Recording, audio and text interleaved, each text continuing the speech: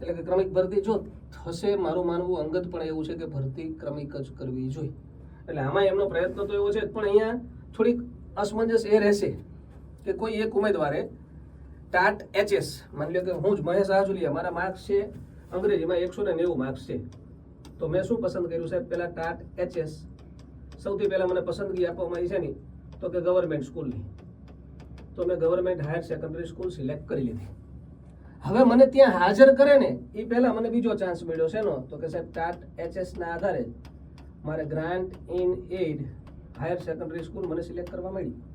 એટલે મેં મારું નામ છે આ એક ઉમેદવાર, કોમન ઉમેદવાર ટાટ એચએસમાં ગવર્મેન્ટમાં છે, ટાટ એચએસમાં ગ્રાન્ટ ઇન એડમાં છે.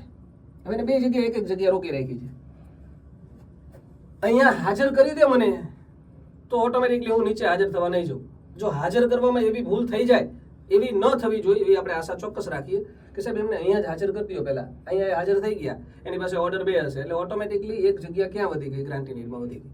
હવે એ જ ઉમેદવાર માની લો કે મારા તો માર્ક્સ સાહેબ સેકન્ડરીમાં 189 હતા, 190 છે, 189 સેકન્ડરીમાં હતા, તો પાછો હું ટાટ એસ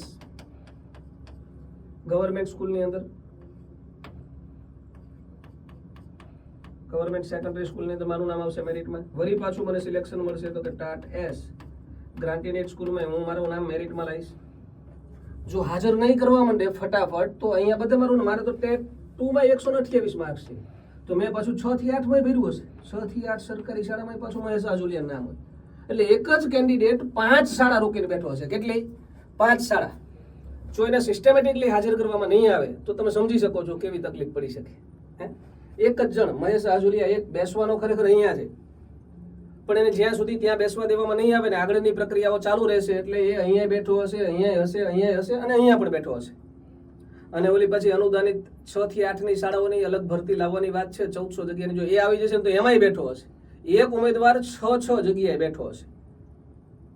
એટલે આ બધી જગ્યાઓ છે, એના માટે પછી બીજા રાઉન્ડ પડશે, ત્રીજો રાઉન્ડ પડશે, ચોથો રાઉન્ડ પડશે. રાઉન્ડ પડે એને તો કોઈ વાંધો નથી, પણ ખાલી બોન્ડની વ્યવસ્થા ના કરવા જોઈએ. નહીં તો થાય શું, હું પેલા આમને હાજર ન કર્યા, મને આમને હાજર કરી દીધા, તો હું ત્યાં હાજર થઈ ગયો.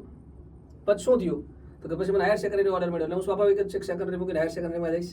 અથવા તો મને પેલા ગ્રાન્ટ ઇન એડ વાળા હાજર કરી દીધો, 6 થી 8 વાળા હાજર કરી દીધો. એટલે ક્રમિક હાજર કરવા જોઈએ શિક્ષકોને. મેરિટ એ ક્રમિક જાહેર કર્યાની વાત છે, ક્રમિક જ મેરિટ જાહેર કરે છે, પણ ફટાફટ હાજર છે કેવી રીતે કરવા જોઈએ, ક્રમિક જ કરવા જોઈએ. ભલે ને તમે એમને નોકરીની તારીખ ઉઘડતા વેકેશનની આપો, પણ સાહેબ અત્યારે બોલાવીને ફટાફટ પહેલા હાયર સેકન્ડરી ગવર્મેન્ટ વાળાને ઓર્ડર આપવા માંડો